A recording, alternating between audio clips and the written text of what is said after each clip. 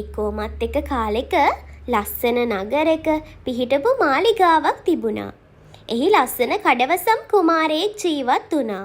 ඔහු හුඟක් බුද්ධිමත් වගේම රටේ ජනතාවට ගොඩක් කරුණාවන්ත වුණා. නමුත් ඔහු එකම එක සිත්තවුලකින් පසු වුණා. ඒක තමයි අවංක කුමාරිකාවක් සොයාගෙන විවාහ කරගන්න එක. ලෝකෙ කොච්චර කුමාරිකාවෝ හිටියත් ඇත්තටම හොඳ අවංක හදවතක් වගේම බුද්ධිමත් නුවණක් තියෙන කුමාරිකාවෝ හරිම අඩුයිනේ. කුමාරයාගේ මව ගොඩක් හොඳ රැජිනක් වුණා. ඇයටත් ඕනේ උනේ තමන්ගේ පුත් කුමාරයා ගොඩක් හොඳ ගුණ යහපත් වගේම බුද්ධිමත් කුමාරිකාවක් එක්ක විවාහ වෙනවට.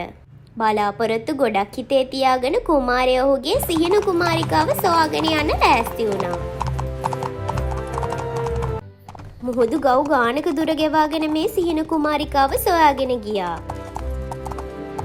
මුළු සිරුරම ගල් වෙන සුළු අයිස් ග්ලැසියර මතින් ඇයව සොයාගෙන ගියා. එහෙම ගිය කුමාරයා අධිරාජ්‍ය කිහිපයකම කුමාරියන් මුණ ගැසුණා.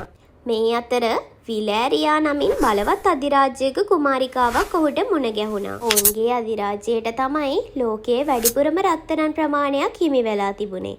ඇය හුඟක් ලස්සන කුමාරිකාවක් වුණා. නමුත් රටේ කොච්චර රන් ප්‍රමාණයක් තිබුණත් රටේ දුප්පතුන් වැඩිවීමට හේතුව කුමක්ද කියලා කුමාරයා කුමාරිකාවගෙන් ඇහුවා. කුමාරයාගේ ප්‍රශ්නය ගානකටවත් නොගත්ත කුමාරිකාව ඉඳගෙන හිටපු පුටුවෙන්ම නින්දට වැටුණා. ඒ කුමාරිකාව නොගැලපෙන නිසා කුමාරයා තවත් අධිරාජ්‍යයක කුමාරිකාවන් සොයා ගියා.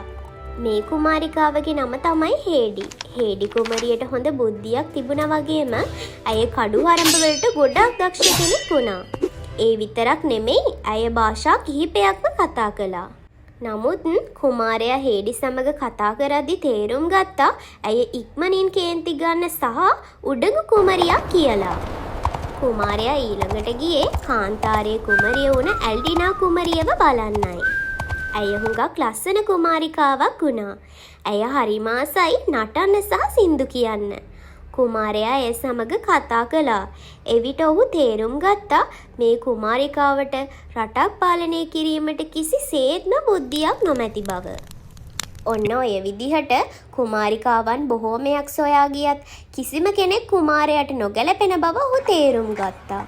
අන්තිමට කුමාරයා බලාපොරොත්තු සුන්ව ඔහුගේ මාලිගාවට නැවත පැමිණියා.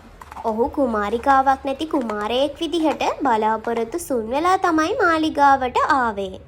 කුමාරයා හිතේ තියෙන දුක නැති කරගන්න නිතරම චිත්‍ර ඇඳා. ඒ වගේම මාලිගාවේ උද්‍යානයට ගිහින් සින්දු කිව්වා. නමුත් කුමාරිකාවක් සොයා ගැනීමට බැරි වුණ එක ගැන කුමාරයා සහ ඔහුගේ මව වුණ රැජිනත් ගොඩක් දුකින් තමයි හිටියේ. ඔන්න ඔය විදිහට ටික දවසක් ගත වුණා. එදා මොර සූරන වැස්ස ඇදහැළුණු රාත්‍රියක් වුණා. කුමාරයාත් රැජිනත් ආගිය තොරතුරු කතා කරමිනුයි හිටියේ. මාලිගාවේ ආරක්ෂකයන්ටත් ප්‍රශ්නාර්ථයක් වුණා කවුද මේ රෑ මාලිගාවේ දොරට තට්ටු කරන්න කියලා.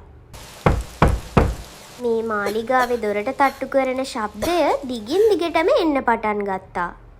රැජිනිය මාලිගාවේ දොර විවෘත කිරීමට ආරක්ෂකයන්ට අණ ලබා දුන්නා. දොර විවෘත කරනවත් සමගම වැස්සෙන් හොඳටම තෙත බරිත වුණු ගෑනු ළමයෙක් ඇතුළට පැමිණියා. මම කුමාරිකාවක්. මම මගේ මව් රැජින සහ පියතුමා සමග මාලිගාවෙන් පිටත මිනිසුන් මුණ ගැසීමට ඔවුන්ගේ සුවදුක් බැලීමට ගියා. එවිට සොරු කණ්ඩායමක් පැමිණ මගේ මව සහ පියා පැහැරගෙන ගියා. මේ කුමාරිකාවගේ නම තමයි සීනත්. ඇය බොහෝම දුර අධිරාජ්‍යයක කුමාරිකාවක්. ඇය තමයි ඒ අධිරාජ්‍යයේ එකම කුමරිය. එහෙනම් ඔබ කුමාරිකාවක්. හරි. ඔබට මේ මාලිගාවේ ටික දවසක් ඉන්න පුළුවන්. හැබැයි ඔබ ඇත්තටම හොඳ කුමාරිකාවක් කියලා ඔබ මට ඔප්පු කරන්න ඕනේ. එදා රාත්‍රියේ ඇත්තටම ඇය අවංක කුමාරිකාවක්ද කියලා හොයලා බලන්න රැජිනිය ඇයව පරීක්ෂණයකට වාජනය කරනවා. එදා රාත්‍රියේ ඇයට නිදා ගැනීමට සුව පහසු කාමරයක් ලෑස්ති කරලා දෙනවා. ඒ වගේම ඇයට ආරක්ෂකයින් දෙදෙනෙක් කාමරය ළඟින් රඳවලා තියෙනවා. කුමරිය සුවනින්ද පසුවන වෙලාවේ ඇයගේ ආරක්ෂකයෙක් එක පාරටම බිම ඇදගෙන වැටෙනවා. ඉතින් මේ ඇත්තටම හොඳ කුමාරිකාව ගිහිල්ලා මේ ආරක්ෂකයාට වතුර පොවලා ඔහුව සුවපත් කරනවා. මේ සිද්ධිය රැජින බලාගෙන හිටියා. ඒ වගේම රැජින්ට හරිම සතුටු හිතුණා මෑ අවංක කුමාරිකාවක් නිසා. ඔන්න රැජිනිය කුමාරිකාවගේ දෙවන පරීක්ෂණයට සූදානම් වුණා. කුමාරිකාවනි, අපේ රාජධානියට හා අපේ රාජධානියට ළඟම ඇති රාජධානියත් වතුර ලබා ගන්නේ එකම ගඟෙන්.